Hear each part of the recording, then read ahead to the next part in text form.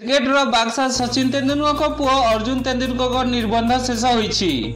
जदिओ अर्जुन बापा भरी क्रिकेट दुनिया रे ए जाए ना कमी नाहंती, किंतु विवाह मामला रे किंतु बापा सचिन को बाट धरिछंती।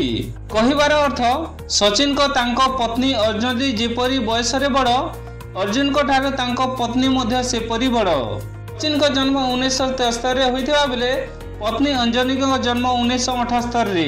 माने सचिन को ठारो पत्नी अंजलि 5 वर्ष बड़। 1995 रे जेतेबेले सचिन विवाह कले सेतेबेले तांकर बयस 22 होइथिबा बेले अंजलि को होइथिला 27 वर्ष। एते वर्षर तारतम्य थाई मध्ये दुहिंको मध्यरे बुझामणा बेस थिला।